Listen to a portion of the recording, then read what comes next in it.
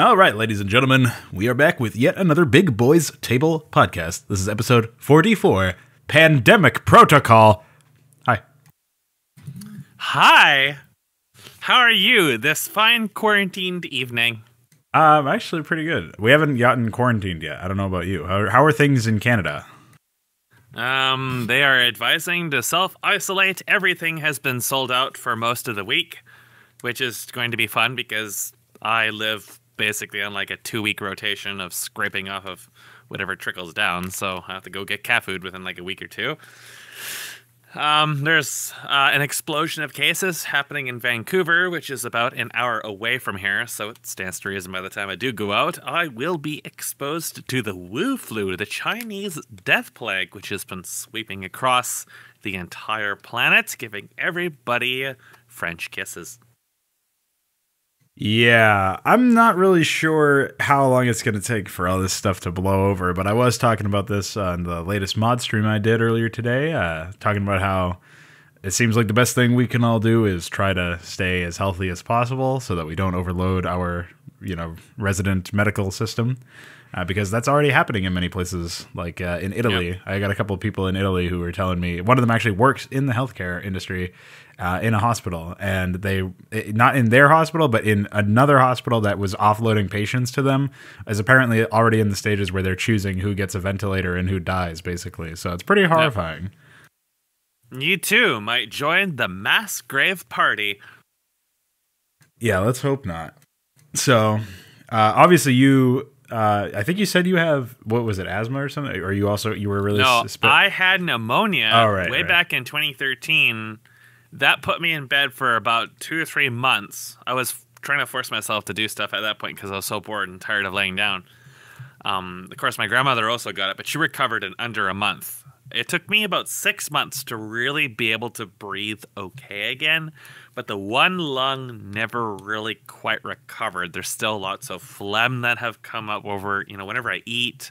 There's lots of coughing fits that happen.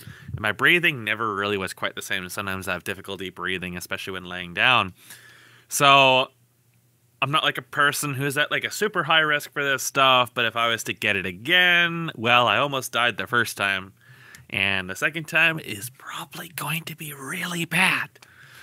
And of course, there's my grandmother as well. So, yeah, it's actually a little concerning because I can't just order food from Amazon and call it a day and hope that my various immigrant workers have been screened and just have exposure to one person, whoever is shipping it and whoever's in the thing, because I have to get prescription food for the cat, which means I actually have to physically go out and go to a vet's place, which sees a lot of traffic. So that's assuming, of course, that they even keep shop open for that long, because in the States and other places, a lot of non-mandatory services are actually shutting down. Yeah. Being a medical facility, I don't know. But it's definitely something I'll need to ask them about because I have to go there every 2 weeks or so. Is there a reason you have to wait for 2 weeks? Is that just where I just when money don't have comes money? In? Right, yeah. Yeah, it's all down to money. I basically can buy like 8 tins of cat food at a time, which is just enough to do the week. So it's pretty tough going. Yeah, that's one of the other things that's been happening a lot is people have been stockpiling like fucking mad lads, just trying their darndest to fuck their fellow man out of everything, like toilet paper. What happens is people like to resell stuff. Yeah, I don't know. Did you see the YouTube video that I think it was Alexander linked? It was some guy in the States. It happens over here. Yeah. It's happening over here. Some guy walked into a store near where HKS lives. It's about half an hour away. Bought every single roll of toilet paper in the entire fucking store. Like that's everywhere. They just pack up on all this stuff like hand sanitizer and toilet paper and chicken tenders is what's been noted as somebody who works in Costco has told us that chicken tendies got sucked up in the instant. Chicken tendies and toilet paper, and then they resell them. So, but some places are starting to ban that now because not everybody can be Hindus. That's cultural appropriation. Not everybody can be scammers. And that's now people are left with 14,000 bottles of hand sanitizer they can't do anything with. Yeah, they can't resell it either. I think there was like, I don't know, there was some insane YouTube video. I'll put it in the description if I remember to grab it. But Some very interesting headlines have been happening, that's for sure. Now, as somebody whose day job, if you want to call it that, is working is basically I shop groceries for people to then get delivered for them. So it's like if you could just call and get your groceries delivered by Amazon or something like that. That's basically what I'm the one who's in the store actually picking it all up and you're the bagging jockey, it up. Yeah. So I actually have some interesting anecdotes. Definitely was a lot of people for some reason running towards the toilet paper. I think the toilet paper thing is like it's like a physical manifestation of memes where it's like the meme is I need toilet paper to wipe my ass because I don't have access to a shower. Oh wait, I do, but I still need toilet paper. So I'm going to go out and grab as much as possible before everybody else does. And enough people do that everybody else who isn't already doing that starts doing that because they're worried that they have to do that before there's none left to get. So it's just this stupid cycle thing that it just doesn't end, and it's really stupid. So that was my experience. There were apparently not in my store, but in a couple other stores that were I was looking through. Like we have this thing where we can send feedback based on how our shift went, and I guess somebody sent feedback talking about how they were like knocked over by customers trying just while they were like running through. It's like if you've heard of the insane Americanism Black Friday, I'm pretty sure they have that stuff in Canada too. But it's like where everybody's like running over each other, and there's stampedes to try to get televisions at like $500 off or something. Yep. So well, there was the guy who works in Costco said there was a fist fight. Yes. Right off the bat over toilet paper. So. Yeah, and that's been happening all over the place. Like that, the videos of that have gone viral. So no need to labor that one. But yeah, I mean, it is pretty crazy. What they've done in my store is they've actually limited certain items per customer. So you can only get like $4 of pasta, 4 cans of vegetables or cans of soup or whatever. Like I think it was 1 thing of toilet paper, 2 things of eggs, because they actually ran out of shit like eggs. They never run out of eggs. They're running out of all of the milk, eggs, all this stuff that is perishable. Yeah, I wonder what you're gonna do with all of those milk and eggs once they're gone bad. Guess you're just gonna get I don't know. What do you get? Salmonella from eggs, right? So I don't know. You probably get swine flu from eggs. Pigs will just start bursting out of your chest. I would not put it past the American health situation. I mean, we already had a few major recalls in this area because of shit like that. So yeah, I vaguely recall something about that happening to eggs months and months ago. So yeah, that was. We've had a lot of meat recalls over here. Oh yeah, that wouldn't surprise me. Oh yeah, that's another thing that's completely gone is meat. Like I don't know what you're gonna. You better cook all that meat immediately. Like, I don't know what the fuck you're doing. Yeah, you can't freeze it for that long, man. So yeah, there's definitely been some hysteria over that, and I just hope everybody's staying as safe as possible. Times like these, it is really simultaneous. It's like a car wreck. It's like sickening plus like you can't look away when you see all of these videos of people at the beach or at Disney World or spring break, and they're like all or like a club, and they're all raving and they're like right next to each other, grinding up on each other. It's like, what are you guys doing? Yep. Like, do you guys not know? Krona-chan spread her love. Sharing is caring. Yeah, I guess so. Yeah, that has been the go-to nihilistic approach for many people, is to look at this and be like, well, the people who are gonna spread it are helping the human race die, and apparently, like in their point of view, that's a good thing. So great. Yeah, it's very entertaining. It is a very, very entertaining shit show. Yeah, if you can pull yourself away from worrying about yourself and the people that you love, and just in general about the fate of the fucking world, yeah, I can definitely see where the entertainment comes from. Right? But one of the things that I was... What's going to be really funny... Go ahead. ...is all this is going to result in not even a slap on the wrist for China. Well, no, I mean, as sickening as it is to say, we might actually need them to still be a world power after this, just because of the fact that our economies are going to be in shambles. Everything we use. Yeah, well, we're already finding that out. Where would people be without their rounded corners? Yeah, that and the fact that... the ultimate bit of irony was the fact that they... fucking surgical masks and hospital equipment came from there, and that's what we need right now and can't get. But apparently they're already releasing people back onto the streets and everything's returning to normal over there. So if that's a model for everywhere else, we hope, in a couple months they claim they are anyways. There's a lot of undercover counterclaims. That is true. I mean, it's China. Information manipulation is their thing. Yeah. just looking on the hopeful bright side, maybe we can all They be do like have China. to start unwelding the doors to let the people out at some point, I guess. Yeah, that also happened. That's epic. It's too bad we weren't doing any podcasts during this time. The lead up to it was very entertaining. If you follow Mr. Medicare on Twitter, Mr. Antibully, that guy is sharing all sorts of. He's been sharing stuff for months about. Oh this yes, shit. that one video.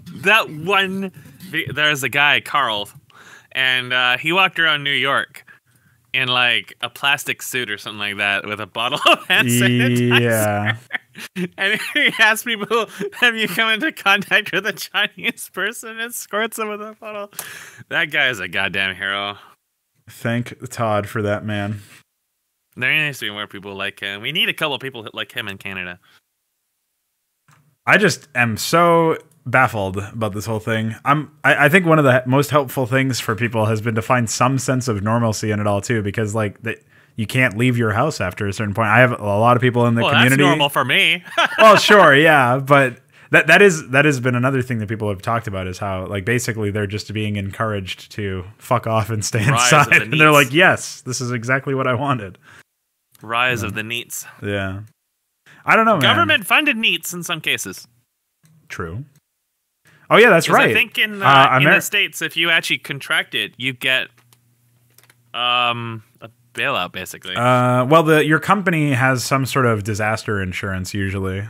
In some cases, I don't know. Some places might be getting bailed out, and this is just their precaution. Like, for example, if I get the virus and I'm told to say, or I'm just told to quarantine for whatever reason, I will get 14 days of pay, basically, which is not a lot, but hopefully it's enough for me to not be quarantined. I have no idea. Well, there is some sources that are saying reinfection is possible. So, well, yeah, just like any other flu, people get it every year. Sometimes, obviously, it mutates a little bit each time. But 14 days seems kind of a short time for First, it's all got to spread, and that could take another couple months easily.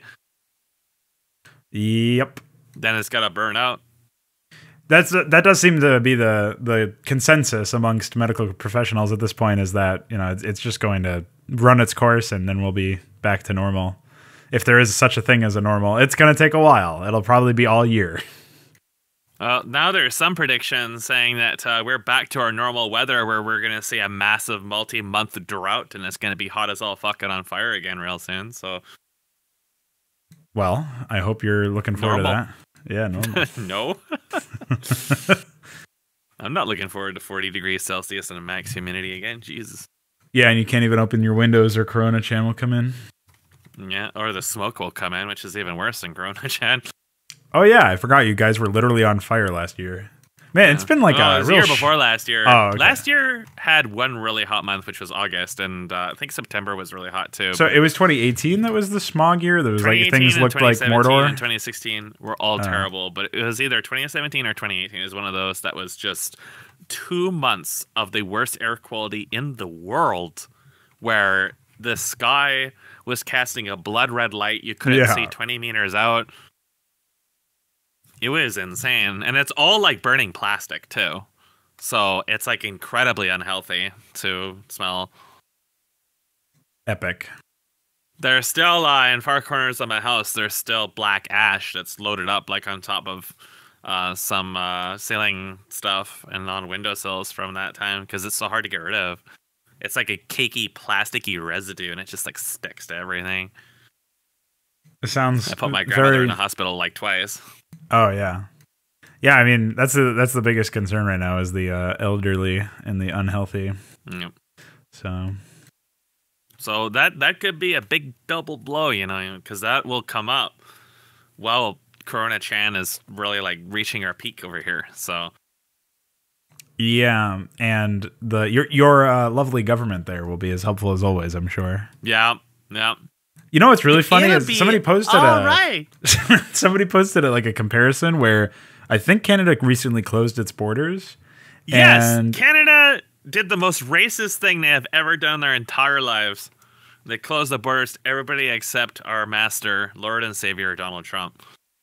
Right. And on top of that, not only did they close their borders, but America is considering $1,000 a month UBI, Universal Basic Income, for everybody during this fiasco, Which, like, imagine if that happens, and like the liberalists, like we get the liberals and you get the conservatives. Just in terms of policy, it's very funny. Like reversal seems like something's not adding up here. It's very strange. I think Trudeau just freaked out because he realized, wait a second, I can't afford to keep my blackface mask on anymore because now my wife is dying to Corona-chan. Now I have to actually take it seriously. Yeah, maybe. Oh yeah, well I think they both have it. Slapped him up that he's being stupid. Yeah, it's just a very confusing lifetime. The whole timeline is just fucking deranged. So what have you been doing these days? You've been fooling. You got into Unreal 4, didn't you? Or you actually started? I haven't started any streams of that, but I am like partially. I have one ankle in at least. You know, getting my feet wet with it. It's I definitely know for a fact that 3D level design, because I'm trying to do an FPS first as like way to learn my ropes around it and figure out what I can do. And 3D level design is going to take 8,000 years to do anything compared to 2D. I actually find 2D more difficult personally, but maybe that's just because I've worked in 3D a lot more than I have in 2D. But to make the assets, however, if you're actually going to get into making all your stuff from scratch, that is going to take you a long time. Right. Yeah, my concern is mostly the fact that, like, obviously at first I'm dealing with like placeholders, BSP to block stuff out or whatever, and then I guess after I mean, the thing is, I also have to. I told you this when I was getting into it, or like a week or two ago, which feels like a lifetime ago now. I told you that I was doing. I was looking through all these tutorials, and I was trying to figure out, like, parse out what is actually useful information and what needs to just be discarded. And you know, a lot of times people kept going back to the idea of using static meshes as your like the next step after you initially block out with BSP, and I don't really know if that's right. Like, the static meshes seem like they're a complete thing when you're doing them, and to make them just for the prototype phase seems horribly inefficient. And also to use other people's static meshes seems like it would be counterintuitive. If you're like, it might be better to keep it in the concept gray box stage so that it doesn't dilute the creative process of actually designing what you want. Well, I mean, if you're Ark Survival or Blizzard Entertainment, you build your entire project on third-party resources and release it as is. In Ark Survival's case, they're completely unoptimized, so that's one of the reasons why you have some entertaining videos, like that Twitch demonstration where the game basically looks like Bubsy 3D, literally, because they're using unoptimized kite demo assets in there. And other third-party stuff they've pulled from wherever. Yeah, the ones that are like 4K resolution textures or something. 8K resolution. Oh, 8K, yeah, even better. Yeah. With no justification for it. Yeah. So, you know, the little blades of grass that you're looking at are like 8K. So that is another concern I have in general, is figuring out how to optimize performance and like trying to, you know, so that'll be a learning curve. In your case, I wouldn't worry about using stuff off the marketplace. I would grab all the assets from Infiltrator demo. I grab all the assets from basically all the demos and stuff they have on there. You can rip them out, including kite demo and stuff like that, just to see how they're done. When you're making basic static meshes, it's okay to use those for blocking out, but you can just use the shapes in there as well. BSP, I had a lot of problems with light maps in BSP, so I'd never use it. You can use the terrain generator. That's pretty standard stuff. Once you figure that out, you will have to get to materials to figure that out if you wanted to make it look good. That's something I really don't know too much about at all. That's something early I want to get into as well. But if you're just making stuff like Counter-Strike levels, it's fine to grab stuff like, you know, the Infiltrator demo, stuff like that. Just throw this stuff in together and not really worry about stuff like performance. Because to be quite honest, Unreal 4 is probably the best performing engine on the market by far right now. And that's throwing a lot of stuff at it that you wouldn't normally throw at a production environment. Like, for example, my old test map had about 60 gigabytes worth of textures in it. And a lot of stuff I'd yanked out from wherever, a lot of experimental stuff. And I never had problems with that on my old system with 12 gigs of RAM. And, you know, an i7 920, you know, 10-year-old hardware, 11-year-old hardware at this point. And I had no issues with any of that on that map. And that's a situation which you had to willfully run into. It was because I had so many clusters of things. I was just seeing how they looked. And I was also with depth, distance field global illumination, which is, I don't think that's even in there anymore, which was an experimental feature that basically cut your FPS in half at that point. So it's right now what I'm doing in my project, or what I was doing before I stopped working on it, was I was actually implementing CPU-based culling and forward rendering, both of which can be more expensive, but you can manually configure them and they're actually less expensive. So, and they also look better. None of that popping and stuff like that. So those are kind of advanced stuff. I probably won't talk too much about that right now, but you will probably want to actually consider following in my footsteps in the future for the same reasons that I did it, especially when you're working with a shooter, because you'll probably want to avoid all the screen space crap and take advantage of manually configuring your occlusion culling. But like I said, you don't need to worry about that for now. What I would do for your blocking out is I would take all the static meshes out of stuff like the Infiltrator demo and crap like that and just build your maps out of those as best as you can. And then when you want it to look different, like with the colors and stuff, then you go into fiddling around with the materials, and then you learn how their materials work. So for me, when I was building pretty much anything like my D&D maps and stuff like that, it usually comes down to trying to make it as functionally complete as possible, as fast as possible. So in the cases of like, so there's a map I'm working on, or was working on recently. Let's see if I posted it in there. Yes. So that last map I posted, the top left was just unlit for a long time. So what I usually do these maps is I usually build them in unlit. And then only after I actually have a lot of lights placed down do I switch back to lit and make the lighting. So it's all about speed. So I just place all the objects first to get everything set up, and then I don't even worry about how the lighting actually looks until I'm actually in it. So when you're doing level design and performance and stuff like that, you will have to worry about stuff like lighting and overdraw and transparent objects and stuff, but this is really not going to come up for a long time, so I really would not worry about it at all. Just worry about getting stuff looking good in a functionally playable sense, using the static meshes and stuff you have access to. Once you're accustomed to placing those existing assets throughout the level and stuff like that, then you kind of know what it is you're actually looking for. For example, because baking lighting is a multi-threaded process, when you build two flat objects right next to each other, you are 99% of the time going to get a seam, because each object is built on a different core when you're building the lighting, unless you single thread it, which takes a really, really, really long time. So you don't want to do that. But that seam will be there when you have two perfectly, like say two floor panels right next to each other. You're going to get a seam between them in the lighting, because of the fact they're processed independently and they don't communicate with each other, and the results are ever so slightly different. So what you typically want to do, also you don't want to build your maps in tiny little floor panels and little wall panels anyways. A lot of people do that. It's a retard trap. Don't do that, because GPU culling can't handle that. So I'll explain all this stuff in a few minutes if you want me to, but yeah, sure. When you're building your map assets, this is the stuff you're going to uncover while you're using pre-built stuff. And you will not be using BSP for basically anything at all. So you can use it to block it out. Like if you go to layout, you got bots and stuff, and you want to block out a layout and see how functional it is with players before you start making your actual assets like later down the future. It's a great idea to use BSP in that case if you don't have anything else that will actually substitute. But right now, since you're just getting started, I would say you don't have to actually worry about doing a production pipeline like that. It's nice to get used to it, to sort of see if it works for you, but it doesn't work for me. I don't use BSP because I actually find BSP more time consuming to work with than just throwing in whatever static meshes I have and then fixing them up later down the line. So,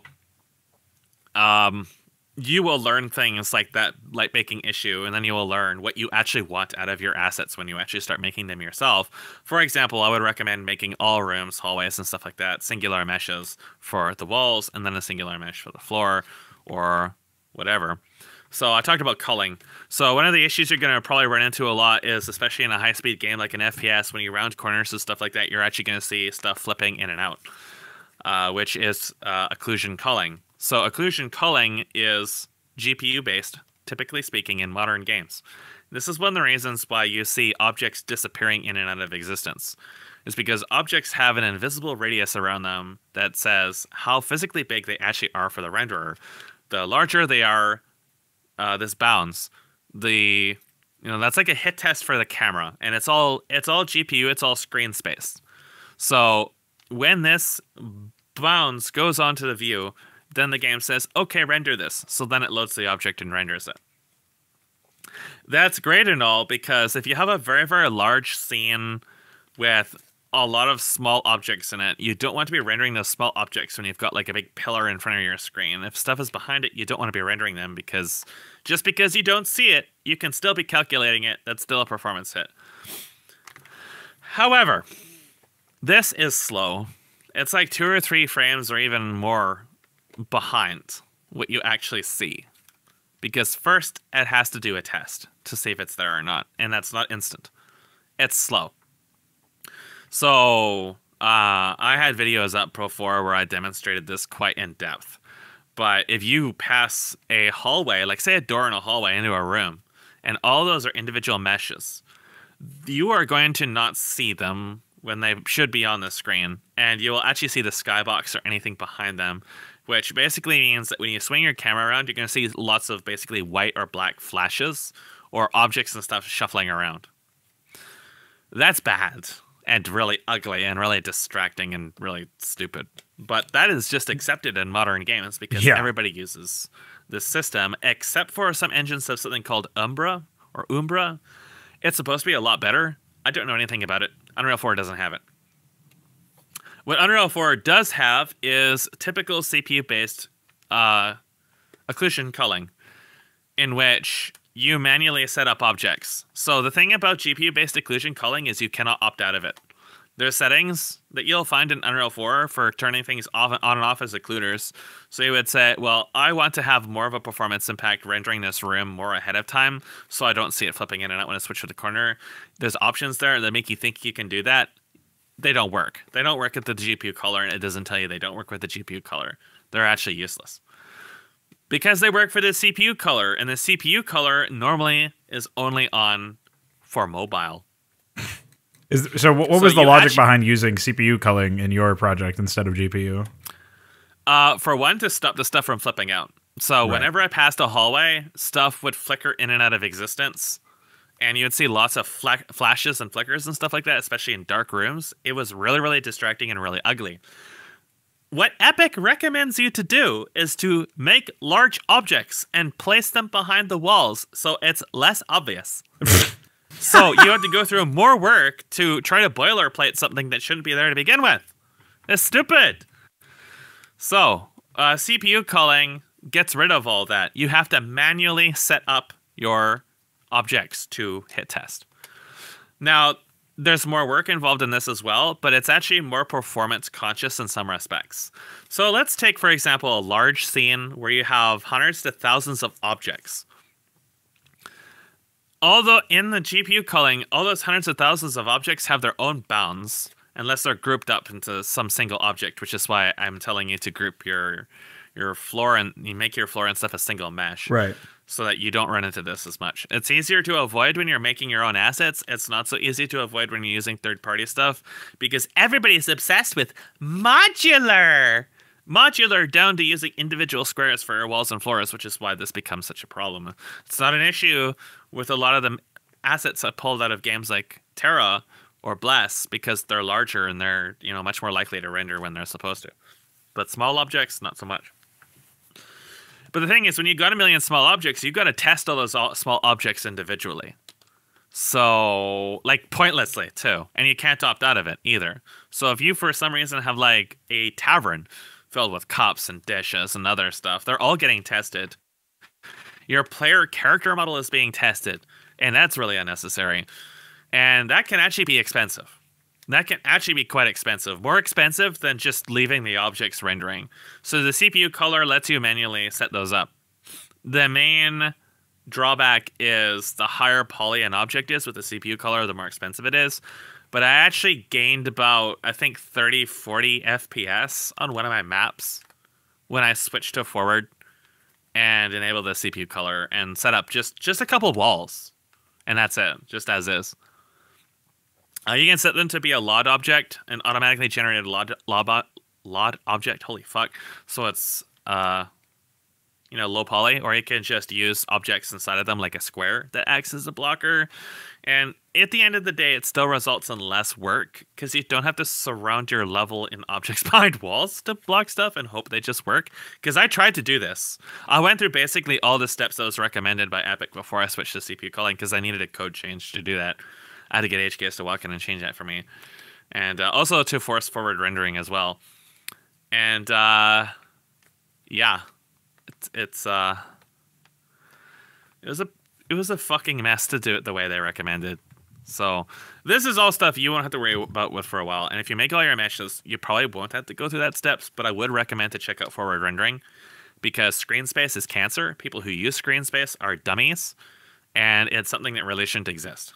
And you do not really get many advantages that are deferred anyways. Deferred is a rendering system that was supposed to be all about having more lights and stuff like that, but it just made everything look like shit, and none of these games use proper lighting anyways, and you're still restricted to 4 dynamic shadow casting lights, even if you're in deferred. So, yikes! Yeah, I have no conception of what the technical details or limitations or whatever are for the whole deferred rendering stuff. So I am at a complete loss for that, but I have a feeling that assuming the code change is simple enough, I might even just be able to copy and paste from what you were given from HKS for enabling it in my projects. I don't know if you can speak to anything about the complexity there. I had to change a couple of lines. I'm probably gonna have to change them again. So if I think about it, because I'm gonna have to update this at some point. If I think of it, I'll document them. But it was like 2 lines. Because the thing about Unreal 4 is you have full source code access. So making changes like this, once you actually know what to do, really easy. Some garbage ass trash engine like Unity, you can't do stuff like this. You can't even begin to do the stuff I've done already in Unreal 4, which is pretty pathetic. Pretty pathetic. So, yeah, there's a few stuff like forcing forward rendering and stuff like that. It's very nice to have those options and be able to go in and make those changes if they're non-standard. So, yeah, I think it is really insane that, I mean, even that you would have to do it at all. But I also think it's insane that there's the... Well, Epic is basically sucking the dick of the film industry. Oh, yes. You were telling me all about this film grain and filmic dick and all this other stuff. Yeah, they're fucking retarded. So you have the sRGB shit that just made a fucking mess of the entire fucking engine. That's why they have sRGB preview. Now your colors are not what they should be. And Bloom gets fucked up. It's ugly as fuck, but it's filmic. And there's some other warnings I ran into, something about changing some value would make things not physically accurate. And I'm like, who gives a fuck? So... yeah, a lot of the changes is in regard to that, and it's a big mess. But one of the things that's really going to bother you a lot when you get to actually like playtesting your shooter is how everything ghosts like crazy, how screen space reflections and stuff are really ugly and ghosty and stuff like that, because it's going to be a shooter, it's going to be high motion, and that'll probably be the straw that breaks the camel's back and makes you want to switch to forward, because you can get I think it's MSAA and forward and stuff like that, which is a lot better. And the image is sharper, and screen space reflections is something you just don't really want anyways. But also because temporal anti-aliasing is garbage, and has always been garbage, and will continue to be garbage. And it's one of the really big things that holds back like Doom 2016 and titles like that is the ghosting and the screen space crap. So you'll get into that once you actually start like running around in your levels when you've got like metallic materials and stuff in there, and you see how bad everything looks with that. So it's it's pretty bad, but you will not have too many problems adapting to it, I don't think. But yeah, like I said, this is all stuff you don't really need to worry about right now. Just grab those assets, just toss them in, get your levels, get your basic guns working and stuff like that. Pay attention to usually like the first Tuesday of every month, a new rotation of free assets becomes available. So that is something you'll probably want to look into as well, because a lot of sort of like modern warfare kind of stuff comes up every so often, like various guns and other such things. So, and if you grab them when they're free, they're tied to your account? They stay free. Okay, cool. They stay free. So it's like Steam then, with games, I guess. Basically, yeah. So it's pretty good. I've gotten quite a few $100s worth of stuff just off of that. So it's not always very useful, but sometimes it's nice to have stuff in case you want to see how it works later. And a lot of people do keep their stuff up to date with the engine versions. So we're using the development branches and not the official releases. So sometimes there's some issues that we run into, but it's not too big of an issue. I would highly recommend getting into blueprints as soon as possible once you're comfortable with putting stuff in a level and stuff like that. Yeah, I already messed around with those for a little bit. It definitely seems like I don't know if I would rather just write everything in C++ as opposed to dealing with that. If you know C++ and you're comfortable with it, I would highly recommend to stick to that so that you're not trying to learn two systems. Well, it's not that I really know C++, but I do feel like if I had to pick between learning blueprints or C++, I feel like I would probably be better off just biting the bullet and learning the harder one in that case. Yeah, I would recommend sticking to C++ in that case.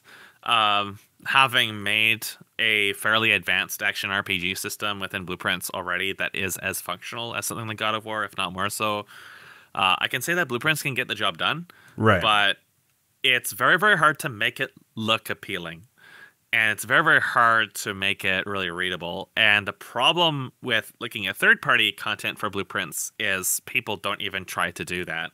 Yeah, so I don't know if it's possible to document stuff in Blueprints either. I figure the documentation... Oh, okay. People would rather just not do it, though. Okay. So... Well, it's just like code in that case, but at least it's if people there's the who option. tell me, the best documented code is self-documenting code where you don't need comments or stuff like that. It just is obvious what it does. Well, even with comments and a lot of the fucking blueprints, you still will have no idea what the fuck they're doing. Excellent. Because the people who make this shit, it's just basically a bunch of nested garbage, like to the point of absurdity. Well, I didn't really have my hopes up too much about looking at other people's resources or like at least for code, but I am going to, this month I was slated to take a serious crack at the whole Unreal plus C++ stuff. And I figure since I was already planning on diving into programming, I've dragged my feet on it a little bit lately, but it is still something I'm committed to doing. So I'm fine with any particular approach that takes me there. At this point, it's just a matter of, like I was saying, just figuring out what exactly is feasible in that sense. You should take a look at the shooter game demo that they have and take a look at the blueprints and stuff for that. Figure it out how it works. See if that's the kind of thing that would really, dance with your Corona-chan. And if not, then maybe I think there's C++ examples as well. So both of those should give you some idea of what it is you're looking at. You'll also want to take a look at the multiplayer demo. I think that the shooter demo is multiplayer. Because you will be working with netcode. And unlike Unity, where I think you have to buy your netcode separately, this comes with its own netcode and everything related. And HKS has told me multiple times that everything is a lot more, you have to be a lot more conscious about a lot of stuff with netcode because you're basically building your security. And you're building, your client-server interaction and stuff like that. So that can be a lot more complicated than just, making a shooter. Because now you also have to handle how the server and the client are interacting. And also how efficient it is, too, right? Yeah, that makes sense. You can needlessly use information a lot within that. Right, and if people are playing with data caps or something, they're not going to be super appreciative of that. So, yeah, I mean, that's one of the challenges is really putting my money where my mouth is and committing to delivering not only high-quality interactive software, but also performant interactive software. That's part and parcel of what makes something high quality in my eyes. So, not just delivering a compelling gameplay experience, but allowing for a strong, as little as possible in terms of resource hogging and resource intensiveness. And, people were already, a couple of people had already mentioned that they were hoping that their PCs would be able to run whatever I end up putting out in Unreal. And I was, left Unreal thinking is about very, that. very, very performance conscious. Right, so. yeah. That's what I was, that's the same sort of line of logic I gave them, but it is something that I have been thinking about as early as, like, before I've even really stepped into it, which is probably misplaced. Like, I probably shouldn't worry too much about it right now, but it is just one of the things that has been on my mind as far as that goes. I got to hop AFK for a minute, so I'll be back in a moment. Yeah. All right, so talking all things Unreal Tournament, Goat. Unreal Goat. Oh yeah, they still have the stuff up for that horrible, stupid Kickstarter crowd thing they were doing. You might be able to reverse some information from that, but I've never actually really looked at it. So Wait, what? What crowd starter? basically, Epic decided to suicide the Unreal Tournament franchise. Oh. And try to turn it into like a crowdsourced development, which everybody knew from the start was just a failure in the making. And surprise, surprise, it was a failure. So I don't know if that's even still available or not, but if it is, you might be able to extract some stuff from it. Yeah, so I was actually going to ask you but about the. So you're recommending to look at Shooter Game. I already ended up doing their shooter demo thing, or looked at it, and well, it definitely opened my eyes. I kind of expected that every sort of every weapon or whatever would have a bunch of lighting specific settings, like cube maps and stuff for certain reflections, like on a sniper rifle's scope, for example. There's like supposed to be some sort of cube map on the scope so that you can kind of see some reflections off of it when you're walking around, stuff like that. But apparently, we don't even really use cube maps anymore. I mean, you still can, especially if you're doing stuff in forward rendering because you don't have screen space, right? At all. But well, it was definitely screen spaced in this particular case. But I just figure that's probably a fine way to do it. I don't know any of the better ways to do things or anything like that, right? Because I've pretty much never worked with a 3D engine. I don't consider StarCraft 2 a 3D engine, and that was pretty much the only one that I did. StarCraft 2 is like barely a step above, like, MS-DOS kind of assy text. Yeah. I mean, Dwarf Fortress is more appealing than StarCraft 2, so... Right, especially from a gameplay standpoint. Yeah. So, yeah, I mean, I'm just mostly excited to be breaking new ground in that sense, where I'm attempting to do something that I've never done before. It's definitely going to be interesting. I think one of the things that I'm looking forward the most to sort of completing, or a benchmark basically to go by is... at some point, I want to be able to say I prefer playing my FPS to playing any other FPS out there. And the same sort of thing when I eventually make my RTS, I want to be able to say that I prefer playing my RTS than Brood War. I want to be able to say that I actually get more value out of that experience. And of course, if there's a whole host of different things that could bias my attention for or against my own creation in that sense, but the idea is, the assumption is, if I end up making something, I'm making it because I want stuff to play that's actually high quality, and other people just so happen to be interested in that premise. So for me, it's like more of that. It's more like I would like to see what I can actually do, what the limits are in that sense, and see what I can come up with, because it's real slim pickings. Like every FPS that I've seen released lately, besides that Diabolical game, which unfortunately looks very unappealing to me visually, their art style. Every single FPS game has not been like action focused. It hasn't been player agency focused. It's been some weird mishmash of classes like Overwatch, or it's been some just nothing Shooters even remotely have been in close the to for a long time. Yeah, it's mirroring RTS, even though there are more FPS games released now than RTS games for sure by a country mile. The problem is that none of them are good anyway, so it doesn't really feel like it's like the same amount of quality releases, more or less. The fact that we're still going back to fucking Counter-Strike. Yeah.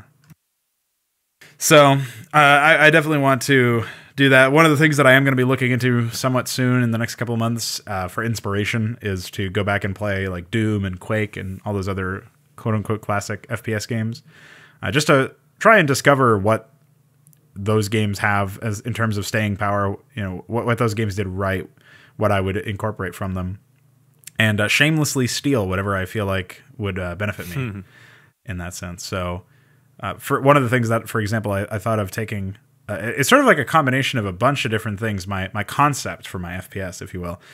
The first thing that I wanted to grab was, for sure, I wanted to grab shooting mechanics similar to Counter-Strike, where there's spray patterns and there's some mechanical mastery of each gun. But I wanted to take it more like 1.6, more like the earlier games, where the first bullet is 100% accurate when you're like obviously damage will probably fall off over over long ranges or something, but accuracy is not. It's not going to be some random spread if you're firing from a long way away, because I feel like that's just That's very, very dumb. Any sort of randomness that can impact damage, especially in an FPS game, is asking for you to not actually have proper mastery available for players, because you can't account for randomness. So that's a big deal for me, is doing that and basically giving freedom for mechanically minded players to execute, high strategies that only work if you're really high skill. You have that window in Counter-Strike right now, but it seems that Valve is trying to take that away from you as much as possible. So in addition to the shooting mechanics, without all the randomness and other bullshit that hamstrings player skill expression from Counter-Strike, I would also be grabbing some sort of economy from Counter-Strike. But I think my first game mode that I would experiment with, maybe I would experiment with just a seek and destroy, which is basically like bomb defusal stuff, offense and defense teams. I would probably experiment with that just because it's a tried and true thing that everybody's somewhat familiar with. And of course, there'd be like basic deathmatch and stuff.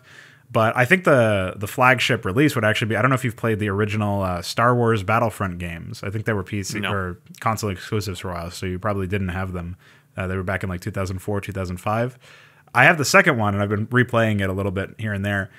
And I really dislike a lot of the mechanical aspects about it. But one of the interesting ideas that it had was basically this progressive map, or dynamic map, where you would go through from one objective to the other as the offensive team, and rather than just bombing a bomb site like a terrorist, you'd actually be trying to capture points and in some cases destroy facilities. Is it like Assault in Unreal Tournament?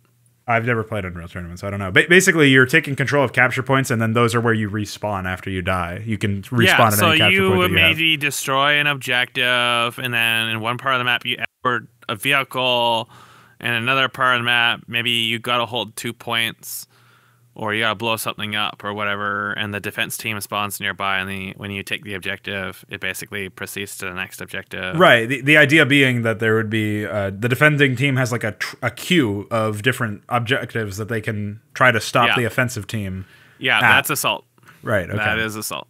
That is actually my favorite game type from Unreal Tournament. So. I actually think that that's what I want the flagship game type to be, because it speaks to a higher level of strategy than most FPS game types allow you to execute, and it also demands a sense of scale that you're not going to get anywhere else. Like I want giant, like 128 by 128 or 128 players on each team or something insane. Like I really want to push the boundaries.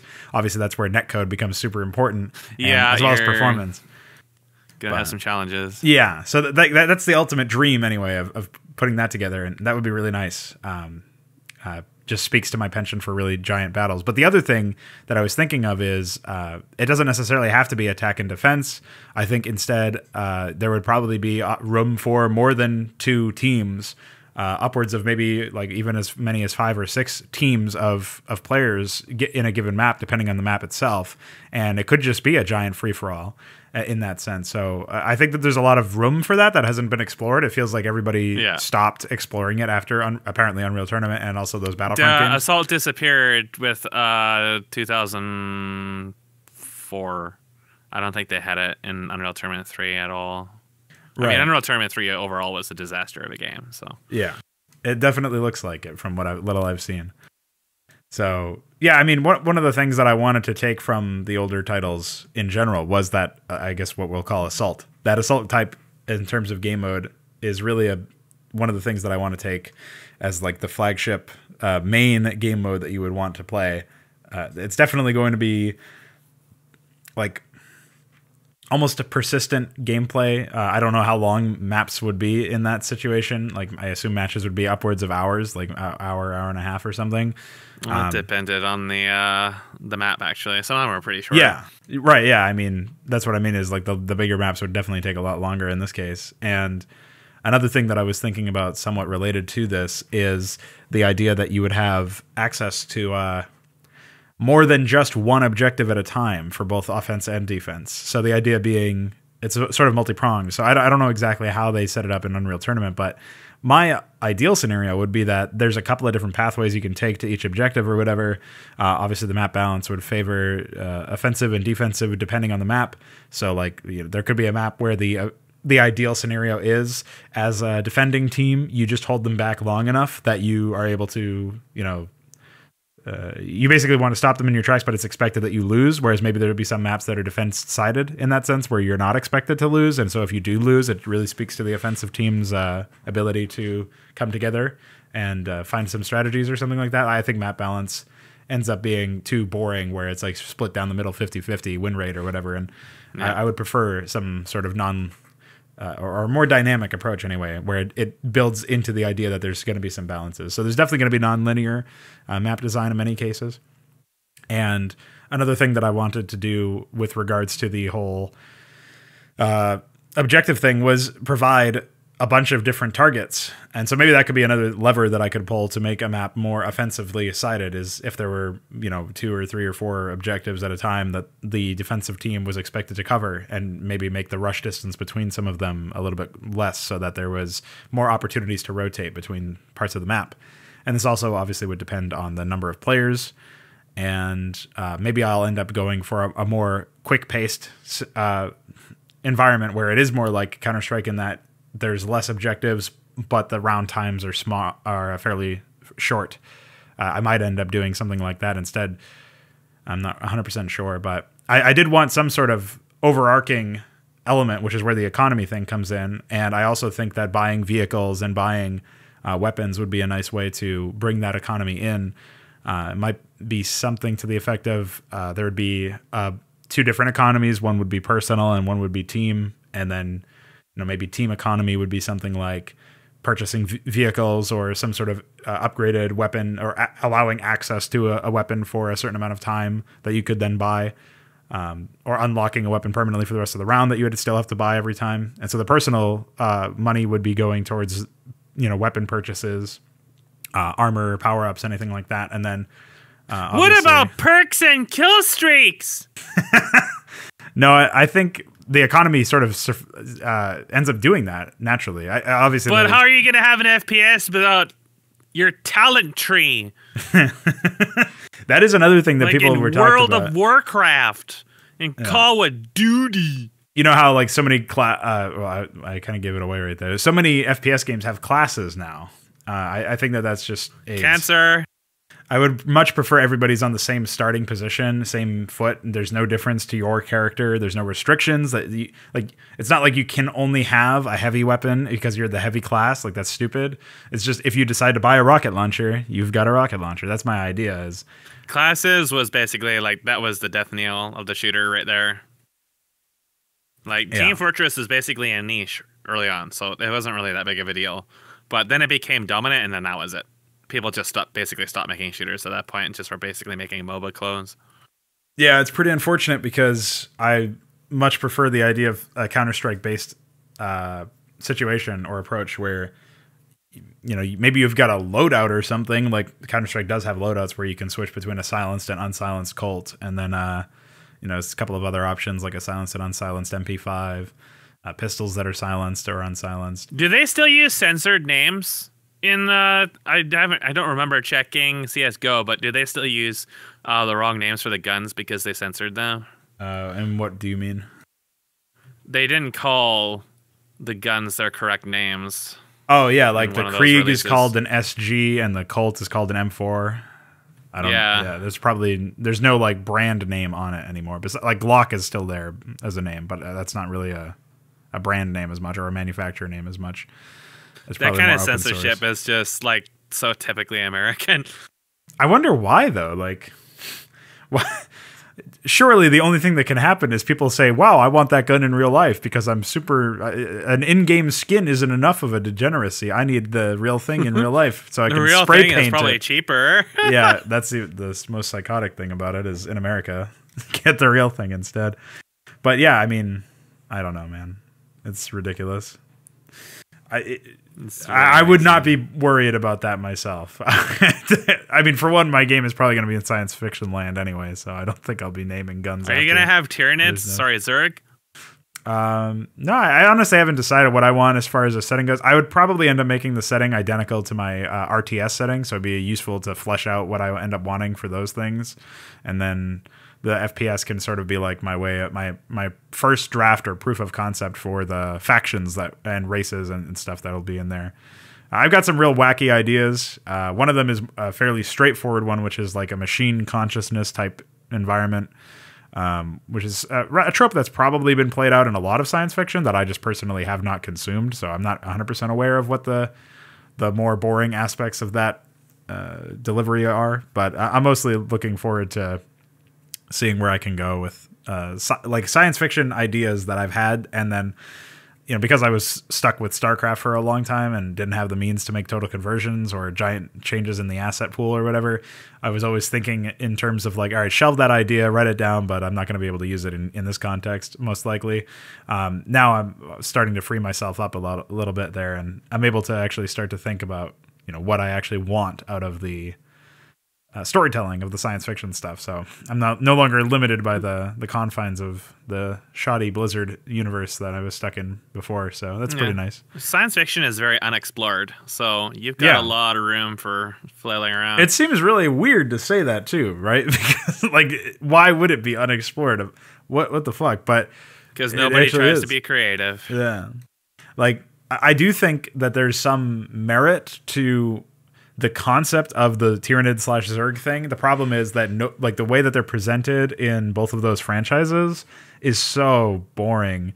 Like, I think we've both talked about this particular example, but in StarCraft 1 vanilla, before Kerrigan gets infested, the Zerg are somewhat unknowable and very otherworldly, and then of course they get humanized immediately is the problem. So there was some potential with that concept, and obviously had the single player difficulty of the first campaign, the Terran campaign, been more like up to snuff, the arrival of the Zerg and the fact that they never communicated to you, and they were completely silent on that end, and if they were really like threatening, actually competent enemies in game, that would have been a very strong opener and a nice way to show that like these creatures are as like whatever hand is orchestrating them is as intelligent as it is completely unknown to you and unknowable to you. Like you literally don't have the tools at your disposal with which to grasp what they are. That would be a much more compelling approach. And back when Necron was pre-Void, we talked about demonstrating undead and similar creatures, similar races, more as forces of nature that could not be controlled and just happened, like they just existed, and they weren't something that you could mess around with. They weren't something that you could really meddle with. Some people would try to tame them in some way or guide them or shape them, but it's like humanity trying to throw an explosive at an asteroid to change its course or something. You know what I mean? Like that's the best you can do, is like you can try to nurse it in one direction or another. It's really impossible for you to that's something I've really tried to do in my D&D game, is really set the line between, there's like a lot of really powerful NPC allies and a lot of information you get from them, and the players have a lot of history nestled and stuff. But there are some forces in this world that no matter how close you think you can get to them, they just remain entirely unknowable. Like there's a Zerg-like race called the Blood, and they make mental contact with them to try to communicate with them, and all they get from it is the mental impression that, yes, they understand you, but they don't feel the need to communicate with you because you are just food, and that's it. Yeah, I mean, that's another thing that hasn't really been explored. Most I'll ever get. Right, is like, I mean, how do you explain or communicate to a player that their attempt? I mean, obviously in D&D, you are able to do that much more directly, and without having to shroud it in what makes sense for a character in a game or in a narrative or whatever in a movie even to experience, and then having the viewer or player read between the lines. You have to do it through gameplay in a game. There is no other way. And that would be a situation where I think the easiest way to do it, I mean, like the easiest way that comes to mind anyway, is like the same way that we regard an ant or some other like in completely impossible to look at and impossible to understand and relate to, and seemingly very useless and or not necessarily useless, but like insignificant creature. The same way that we would regard them, like you'd have to have this higher consciousness regard us or regard the player. And the easiest and simplest way to do that in gameplay is just to have them swat them aside like nothing and disregard them entirely, completely ignore them. not really sure how best to display that in gameplay, but I definitely think that there's like, I do have one idea. go run it by me. Like immediately when you started talking about that, I think, well, just have an FFA situation where you have two forces. Say if you're a Terran, you have another larger Terran army or a city or something like that, and you're operating on the side. The alien force just focuses exclusively on them and on like a huge scale. And you're trying to like work around these two forces to build up to relevancy. So your sort of like encounter with them comes up later in the mission, but early on in the mission, it's about like in the background, in the backdrop, you have these two huge forces colliding at the alien force, just basically consciously ignoring you because you're so small. Yeah, that would be one way to do I it. Is like contrasting their treatment of you with their treatment of something else would be a nice way to go about that tactic. I was thinking also of the idea that like when it comes to a large hive mind type thing like the Zerg or the Tyranids, the idea that when they lose a creature, it's not even remotely close to the same thing as losing a human soldier or something like that. It's more akin to like cells on a human body dying because they're fighting off an infection or just because they brushed up against something, because like that's how cells go. And just the idea that the higher or the greater organism replenishes them immediately. Like, again, removing any humanity from the situation and removing anything like that from the situation seems pretty reasonable in that sense, as a way to make them feel otherworldly, make them feel unknowable. And, that's one of the things that I'm not 100% sure how to display in a FPS context, but in an RTS context, I'm fairly confident in an approach similar to what you said. Have them basically respond as if they were a giant singular organism and only considering the actual threat at the time, not you, who at the time you're just trying to build up and be a threat at all, but at the right time, so you don't kick the hornet's nest too soon. That's a situation that I think would work out fine.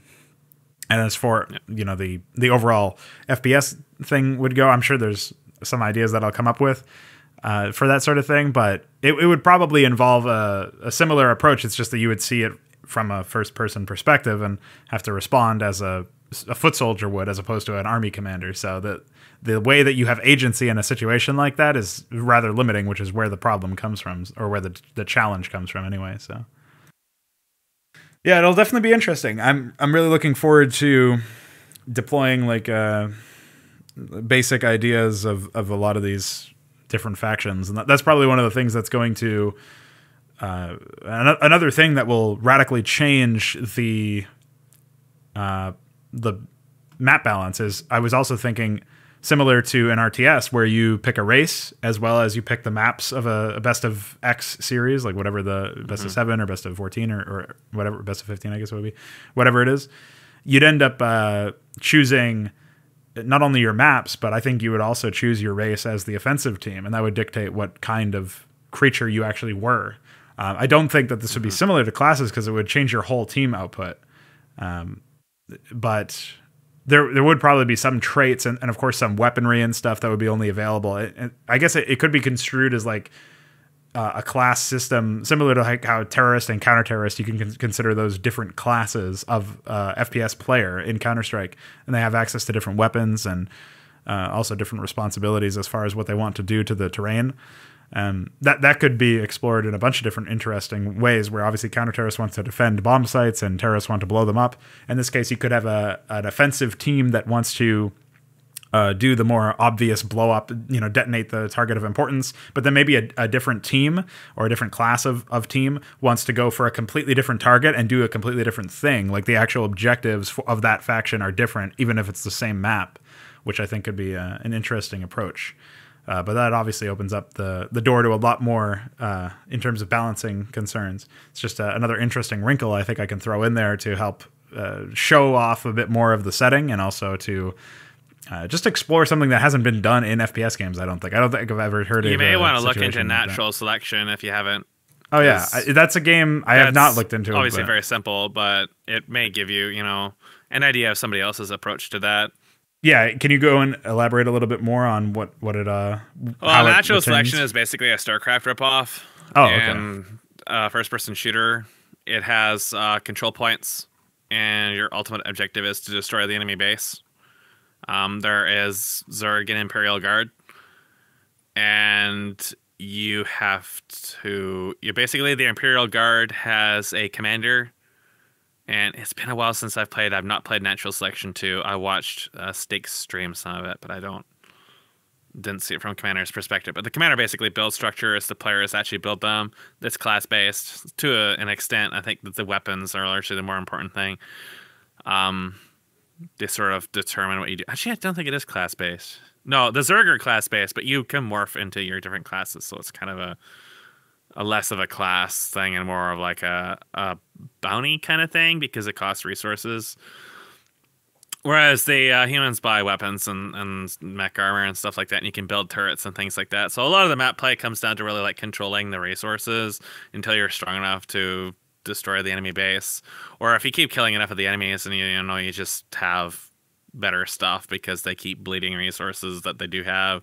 Right. So it's not the same thing, but it is still something sort of the same idea because it is two entirely different kinds of factions that are engaging each other. They're not quite as hard limited by, I picked a healer and then you picked a tank. Right. Or, shit like that.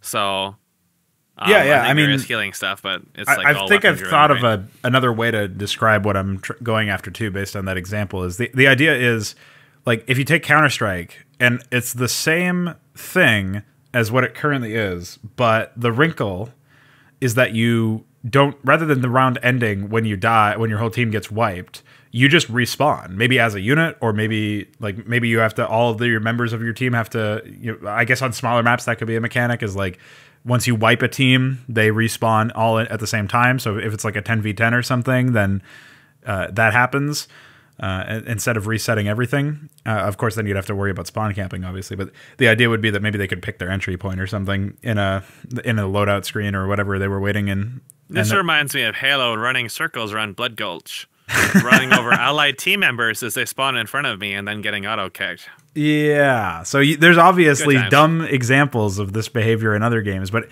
the idea is you still have to buy weapons, you still earn money from getting kills, and you earn money from defending and destroying objectives. It's just that it's a persistent world rather than a segmented by round. I think that would be an interesting way to go about it anyway, as like a first try. And because I really do think that there's room for the round-based system of Counter-Strike, I also think that there's a lot of room for exploration in different avenues where the map is built so that, yes, the teams have their own dedicated zones for where they would spawn initially.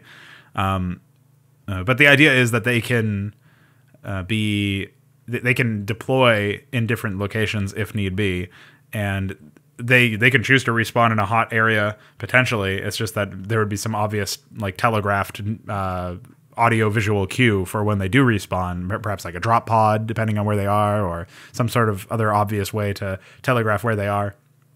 A crow. A crow. Yeah, a crow just dives it headfirst into the ground and explodes, and or it shits them out. Yeah, they chainsaw out of the stomach. It'd be epic. Gears of War style. But I do think that there's room for that sort of thing that would be potentially interesting, and of course, depending on the size of the map, perhaps the control points in that situation would just allow you to spawn within their sphere of influence, and that would be another thing that would be set up there. And of course, with something like this as well, I would also be hoping that, assuming the game was popular amongst the community that we have here, that there might be some people who would be interested in making their own maps for it in that sense. So I'd definitely be... that's another thing I wanted to ask you about Unreal. I don't know if you've even bothered to look into this, but how are the... Like, obviously in Unreal, you can make whatever you want. Can you make modding tools in Unreal for your game? This is something that we actually face a debacle with us right now, because I don't think that it's fully supported yet. I think it's something that's on their to-do list, because right now you can't ship the editor with your product. Oh. So, obviously if you're in development, you can just hand any person on your server your project and be like, hey, make maps of this, and then you just plug it in. So that's not really an issue in itself. But if you were to, say, have this on Steam, like we currently do, you cannot actually push the editor with it currently. However, It is. I don't know the exact specifics. Like, this is something HKS told me about, but I don't really remember. I know that it's something they're working on because this is something that is requested, is to have actual mod support. I think that Ark Survival might have it, and I'm not really 100% sure on that. Like, this is something that may not actually be an issue anymore, and I'm just not really remembering that well. But like in your case, you'd want to hand people the project on the server, and then they can build maps in it, assuming they have the skills to do so. But having like the in project editor, I don't think is really a thing yet, which is something that's sort of an issue for us because, setting our sights for the future with our D&D client, it isn't necessarily something that's going to be just for my project. HKS would like to be able to bring it to the actual market, because this is something that would basically stand a good chance of killing pretty much every other commercial client for D&D on the spot, at least for people who are making their own assets and stuff like that, because it's pretty much unrivaled. But that's not actually currently doable, I don't think. Like if it was finished, I don't think we'd actually be able to publish the editor with it, which that's an issue for us in terms, because we would be obviously selling something, but not really an issue for you, because like I said, you can just give your project to anybody and they can just make maps in it, and then you can just integrate it into the actual thing. So it really, it depends on a lot of different things. We're using Steam integration primarily because of some of the players that we have are not really they're not on good internet. They're not really on great hardware, and it's a little inconvenient to send them a whole thing all at once whenever we actually start using it, because it's going to be a pretty big file. So having access to Steam with deltas and stuff like that to automate the transfer of large stuff, because my project is probably going to be a multitude of 100 times the size of yours, and I'm not even exaggerating. No, yeah, that makes sense. Like the logistics are much bigger deal for me than they are for you. So for you, you could use something like file transfer to give people the files or the actual compiled thing to play or whatever, and it really wouldn't be a big issue. You could use Mega or something like that. Not really an option for us, but. That's something that's going to change. Like, by the time you actually get to the stage where you start asking about other people making maps for your thing, I don't think it's going to be an issue. So I really wouldn't worry about it too much right now. Nice. Yeah, well, I was just curious, mostly because I hadn't heard anything about that. And I guess if the fact that it hasn't, if it is available now, it's only recently, and if it's not, it's still on the to-do list. The fact that that's still the case with Unreal, of all things, might explain why we have no fucking mod support for anything. Yeah. Holy shit. That's insane. Yeah, I'm not sure why it became such an issue in Unreal 4, but it's probably because of the source code. Right. Because Unreal's built with the source code, the editor's built with the source code, the editor normally exposes a lot of stuff. You normally I think it's largely just due to the whole licensing. It's largely to do with legalese and stuff like that. It's not necessarily because of you can't do this because it's not functional. It's more like it's a license. Yeah, it's probably security concerns or whatever. You're not licensed to sell the editor, right? Right. So I think that's really the big thing about it. So because it's a very different kind of platform than they had for Unreal 3 and their previous engines.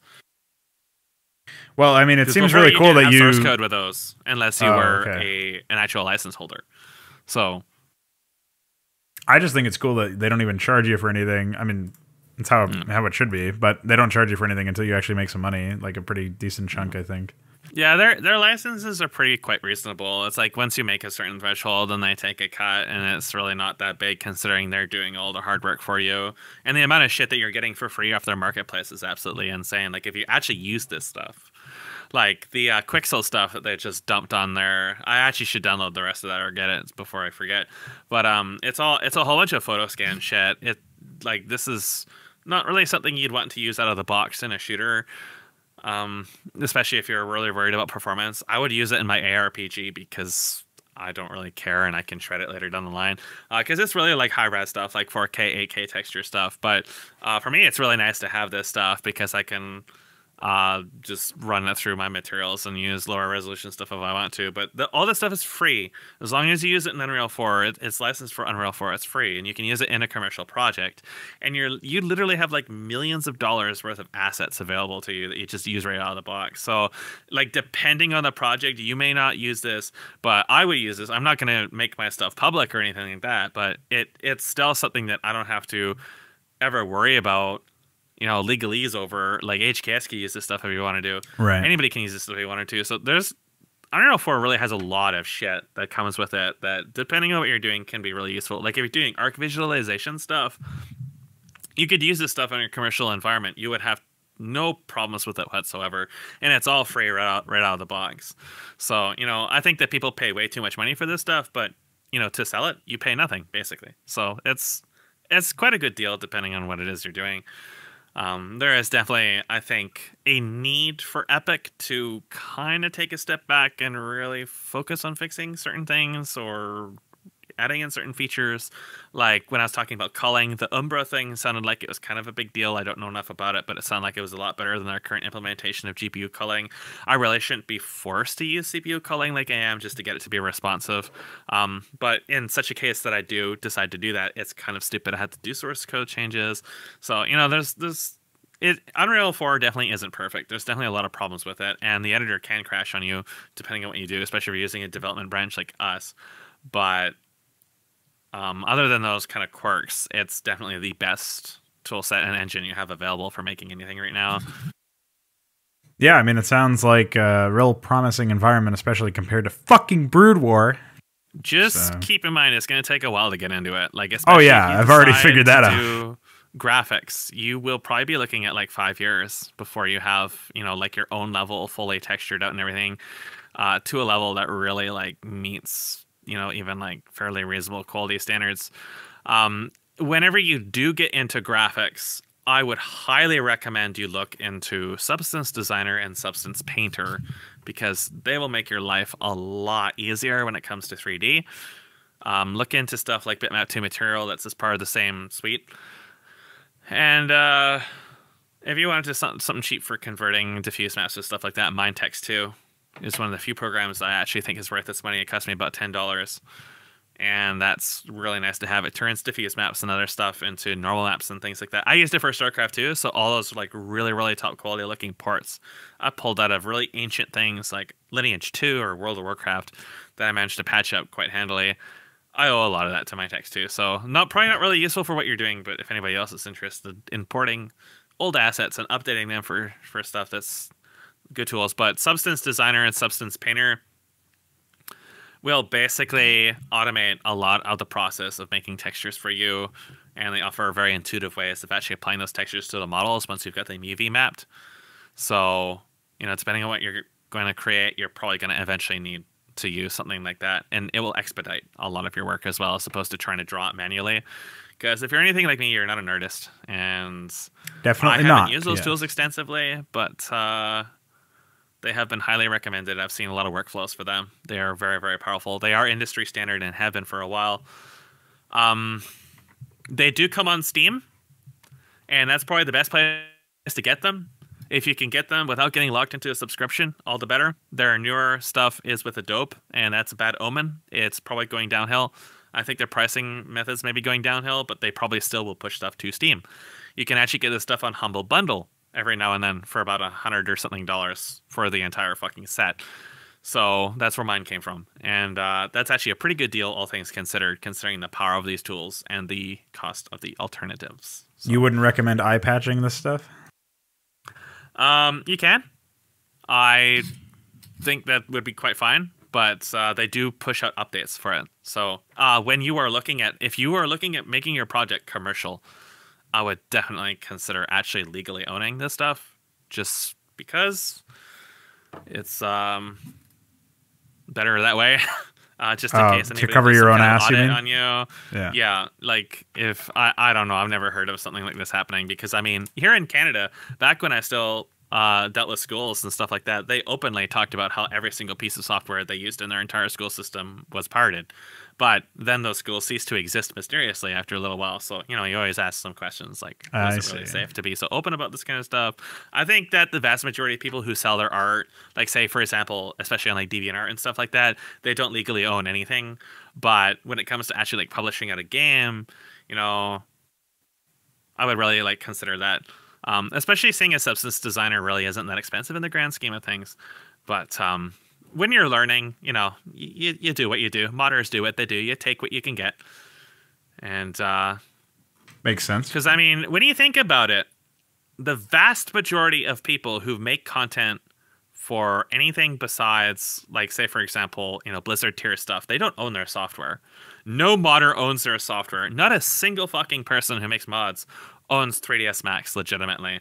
They may at the absolute most have a student license and that's it, because nobody can pay thousands of dollars for 3ds Max and they're making mods. Not a fucking chance.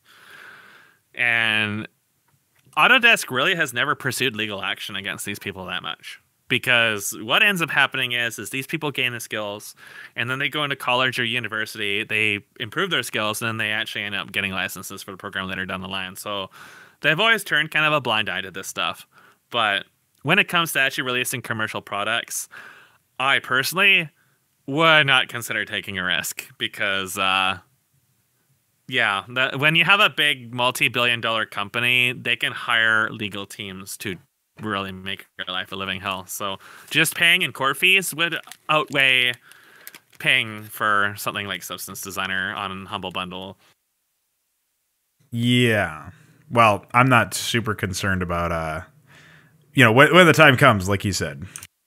No, I mean, it's a very distant future kind of thing, so I really wouldn't worry about it. Right. But, since we've kind of gone over... Someone offered to buy it for me, okay. So... Well, it must not be that expensive, then. Yeah. Well, it was, like I said, it was on Humble Bundle, so... Yeah. Every now and then, software like Sony Vegas or whatever will show up on Humble Bundle, and you can get them for quite a good deal. And on Steam, it's a perpetual license. You don't get updates after a certain point with this stuff, but honestly, I don't think it will really matter, especially when you're just starting out. A lot of the newer features in Substance Designer, when you read about them, they sound really cool, but practically speaking, you can just walk in with something like GIMP or Photoshop and you can make a game right now. You don't need this stuff. And a lot of the like special features of it, you don't really need.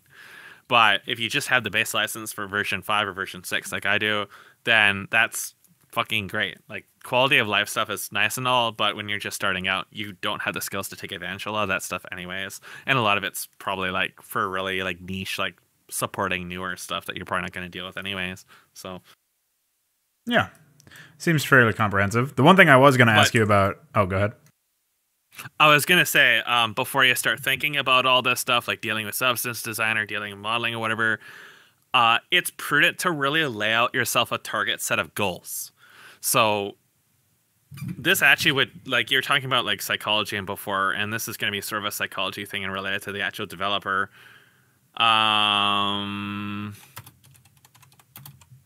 So you're facing a really huge workload, and it's going to be a long time before you really have results to show for it. So what you want to do is, if you're anything like me, you mostly feed off of results. I don't really enjoy working. Now, you're different. I know that you said that you enjoyed working on stuff, so maybe you won't run into these problems. But it still is nice to structure things in such a way where you can see results early on and then build off of that. So one of the things you kind of want to do is sort of pace out what it is you want to tackle first.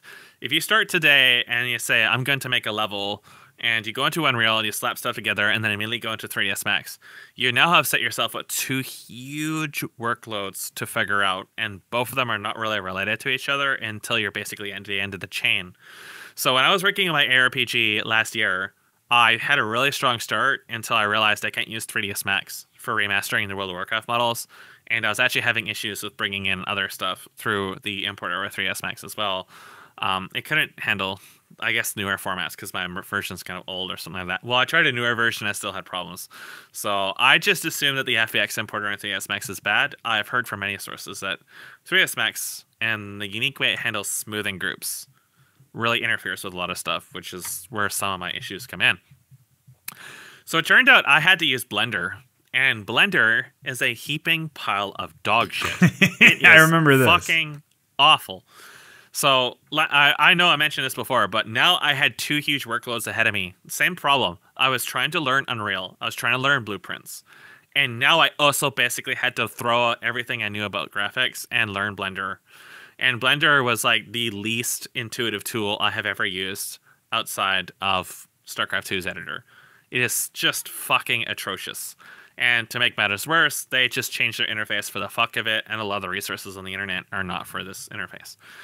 So even experts with the program had no idea what to do because literally all the hotkeys and everything related had changed, and the whole UI was different. So now I had two huge workloads, and again, they were independent of each other. I had to walk away from Unreal 4 and go into Blender and spend days to weeks on it trying to figure out how to move stuff around or click on things or just do basic shit I could do in 3ds Max within like a few seconds before I could even think about putting something back into Unreal 4 and get back to what I was trying to do. So that actually was the biggest blow to motivation in the entire project. Not difficulties with Unreal 4. I had working AI that navigates C. I had damage. I had weapon swapping. I had all this other shit. But now I couldn't even get my assets into the game properly without going through this other fucking tool that was a pain in the ass to work with. So that was like a really unexpected thing that just kind of caught me off guard. So, you know, I walked into it with a lot of confidence and I did a lot of solid work, and that was actually a really difficult time of my life too. So that was great and all, but it slowed down a lot when I hit Blender. When you start thinking about these big projects, especially when you're working on your own, you have to understand there's going to be a lot of these things that come up completely out of the fucking blue, and they're going to really screw you over. So it's really important to set up your workload and your expectations in such a way where you can scale them up as opposed to scaling them down. So, you know, in your case, I would say, again, rip stuff out of Infiltrator demo and all this other crap and slap together a level, look at shooter demo, get your gun mechanics working. You can put in some bots that can shoot at you and stuff like that. And all of that could take you start to finish 2 weeks. Maybe faster. Well, you have limited time, so maybe 2-3 weeks. You could have basically what I had, which was enemies that navigate the level and shoot at you when they see you and chase you around and stuff like that. The AI part actually shouldn't take you any longer than a day, tops. But having the level all set up and stuff like that, just with some basic lighting and things, so you can figure out how to do baked lighting, how you can set up lighting, how you can tweak them to make it look okay, how you can put the assets together and navigate them around. Start to finish 3 weeks with your current, you know, real life workload. So that would get you something that you can't play it with people in your server, but now you've got bots that you can shoot, kill, and they can respawn and stuff like that. I think that you may be able to do it faster because you probably don't have the same learning disabilities I do. But that's a good place to start. Like, I looked at it as basically, I look at it as a series of goals. So I want my player character to be able to attack. That's great. Now I want something I can deal damage to, so I put in the Void Hound that I can do damage to, and I can kill it, and it just ragdolls and clips to itself and sometimes bounces around the level. That's great. Now I've got damage collision working. That's a very important thing. It's a very critical part of any game.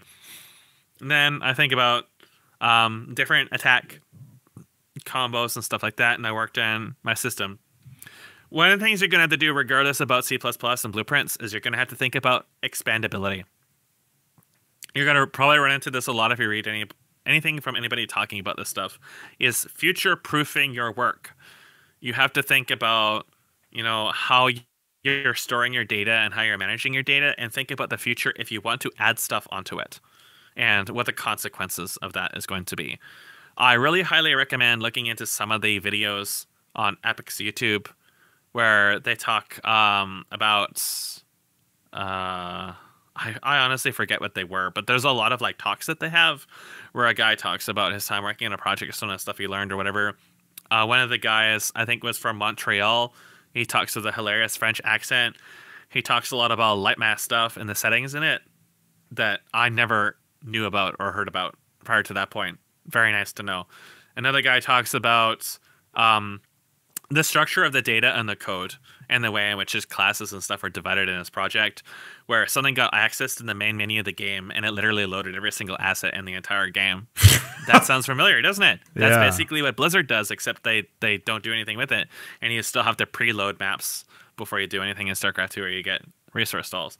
But I mean, when you think about it, like Heroes of the Storm cold boots at like 3 gigabytes of RAM usage, or at least they used to. And that's insane. And that's one of the reasons why that can happen, is because you access something that is associated with a bunch of other data, and the engine decides, I need that data because I'm accessing something related to it, so I'm going to load that. And then that data is associated with other data, and before you know it, you're pulling out like 20 gigabytes of textures that you didn't need for this part of the game. So obviously, you have no idea what most of this stuff means yet because you're not into it, but it's something to keep in mind when you go into it is think about, when you do your blueprints or your C++, think about, if I come to this in 2 or 3 weeks and I want to add more things to this, say, for example, you're working on weapons. You're going to add more weapons eventually. Think about how that's going to influence what it is you're currently working on. So always sort of like keep in mind, the future. And then that can save you a lot of headaches down the line. Because I had to redo a lot of stuff on my project because I knew I was going to expand it, but I didn't think I was going to add this or that. And it turned out later on the line I did want to add this or that. I had to redo a lot of stuff. Yeah, I mean, for me, it seems like, especially since I'm not super well versed in coding in general, one of the things that I was thinking about is how I'm basically conceiving of it the same way that I conceive of my level design or my dialogue scripts or my AI scripts in Brood War, insofar as I'm drafting. So I'm doing a first draft.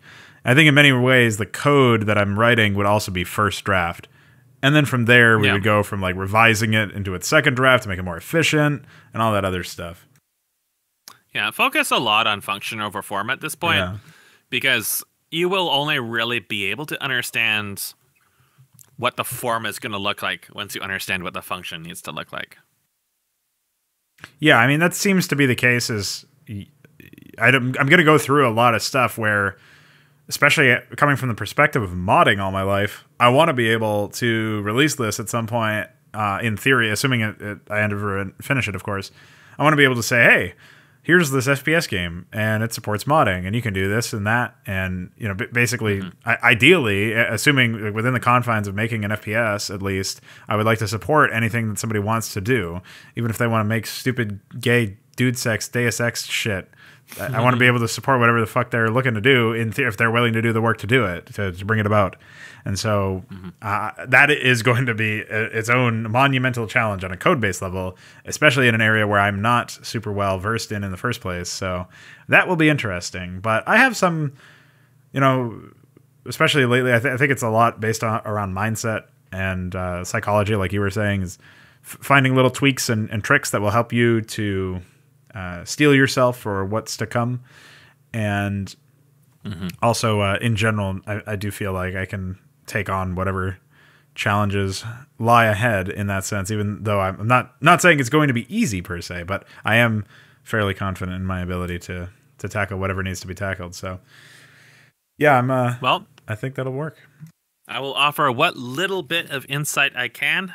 I haven't worked on it for a while. Once I catch up on D&D stuff, I'll work on it, but the D&D stuff is in Unreal 4. I can talk a little bit about building the levels and stuff in there, and a little bit of things that do with materials and stuff like that. So, yeah, I was wondering if you had any videos you would recommend for the purpose of actually designing. Like, I don't know how 3-dimensional your stuff ends up being. I know it is in 3D, but I also know you're obviously designing your levels from a certain perspective. So there may be a lot of stuff that's very different from obviously the perspective of just playing as an FPS and it actually being interacted with on a 3D level as opposed to a top-down level. So that may be different. But I am interested if you have any educational materials on how you put those levels together. I would I do have check out the Albion videos. I talk a little bit about them and some of the challenges I faced in them in the first and I think the last video. There is some educational videos. I don't remember what they actually contain, but there is some I made that talk about how I built the D&D maps for those games.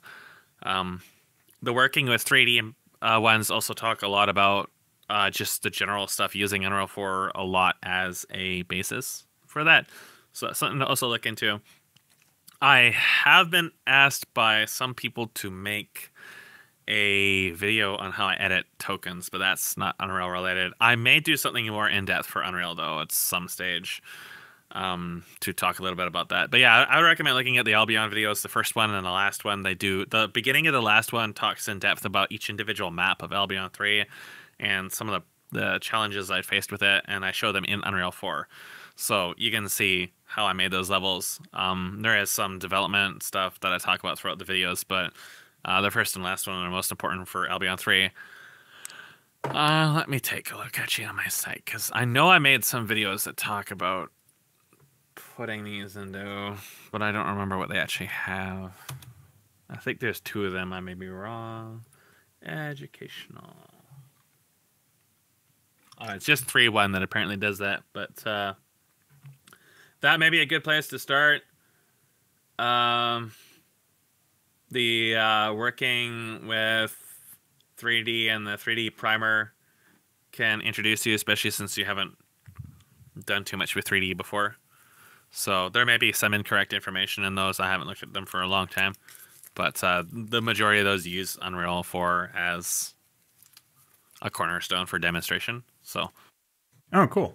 Yeah, at the very least, they will sort of expose you to it. Right, yeah. I mean, that was one of the biggest challenges when I was first starting out with this stuff, is trying to figure out what tutorials I can even trust in that sense. So, did you grab all those Apex videos while they were still up? Yeah, I still have them somewhere, I think. Yeah, so those might help too. Although they weren't really like super educational videos, I do show some of the blueprints and stuff in them and how it works. So, yeah, I remember that was one of the things that I was interested by, and something to the effect of there's like this educational pop-up shit that comes up every now and then, that annoying blinking hat icon. Yeah, they do have videos on their site. They do have videos on their YouTube page. Zach is actually, I would say that the videos that they put up for educational material are probably the best ones I've seen so far. The problem is a lot of them are deprecated. They're using old versions of the engine, and they're not modernized. And some of them are sort of incomplete. But they're really, really great starting material, and a lot of the stuff they talk about are applicable to current day. It's just maybe some of the interface is a little bit different. You can check the comments of the videos. Sometimes they reply. But Zach is actually pretty good at concisely and fairly informatively breaking down stuff and discussing it. So the videos that they produce are actually pretty good. So before anything, I would really recommend going through some of those, because they could probably give you a good jump start to working with the engine and the editor. Yeah, that sounds pretty promising. So I will definitely be taking a look at that. So I guess we've talked about the Woo Flu, and we've talked about the Unreal 4 starting out project. What else has been going on anyway? Have you been doing anything exciting, or just D&D stuff?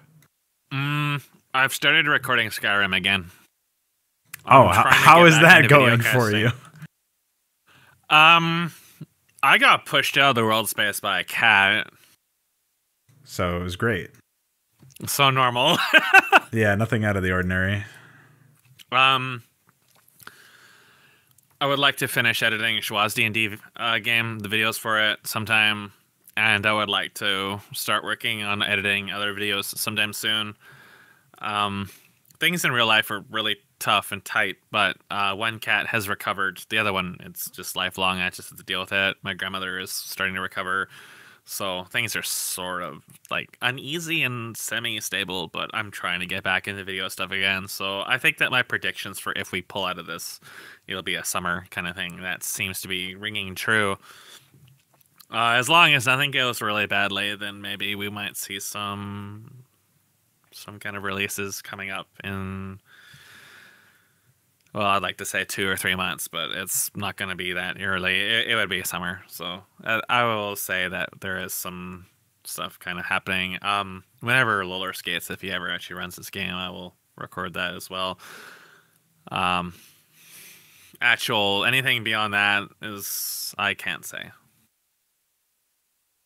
Well, it sounds like it's better than where you were a couple podcasts ago. So yeah, there's some progress had. It's been a really bad year, a bad end of a year, a bad start of a year. Is it any surprise? If I get sick from Corona, things could get really ugly really fast. So let's hope that doesn't. Yeah, I was just going to say, let's hope we're staying healthy and all that. I suppose there hasn't really been much in the way of gaming news either. I feel like there was something that happened right before this whole Corona outbreak, but I can't remember. I guess there was a new Call of Duty game that's apparently a a BR, but it's better than other BRs, which is not really saying much, but don't take it from me. The take it medical from grade other people. radiation is better than the other medical grade radiation? Listen, I'm telling you, man. This one's going to really shape the industry. Everybody seems to have forgotten about Blizzard's fascination with China amidst all this. Oh yeah, well, they've had several different Chinese run-ins in the past year, and just in 2019 alone, obviously Reforged is basically China as well, considering where it came from. So yeah, You know, it's just amazing how fast people are to forget about stuff like Reforged. Like, I mean, I imagine most people have ditched it, but it's no longer the talk of the town, the absurdity of this company. Everything's just right back to normal. And I bet you once Corona's gone and the stock stabilized, Blizzard will be looking better than they did before. Yeah, I guess at some point we are expecting things to go back to normal. So in that event, I imagine you're right. Pretty crazy. And it's kind of sad. Yeah. I can't say I'm super ecstatic about it, that's for sure. I really was hoping that there would be some, a year of change, but instead it's just a year of AIDS. Blizzard will never get slapped down. Not until the YouTube shooter comes down and inseminates every single person and they have to face their fat privilege. I smell a map crap cooking. Did you have a Corona-themed map crap yet? Oh, yeah. I gave you guys some choice voice acting for that. Yeah, that Hoop Thrower did that. He just used you in the briefing, and the voice acting that he picked for some of his units. There's like some guy that just goes when you click on him, so I'm pretty sure they're all like different language Mongols, but it's pretty good. Shit. I still one day I'm gonna make a map crap of some kind. I don't know what I'm gonna make it in, but I haven't forgotten that my theme was anime. Of course your theme was anime. What a mess. What else would it be? So one day I will get to that. It's my plan. I might actually end up doing it in RPG Maker because it would probably be the easiest thing to slap it together in. But oh yeah, there was that Captain Planet one.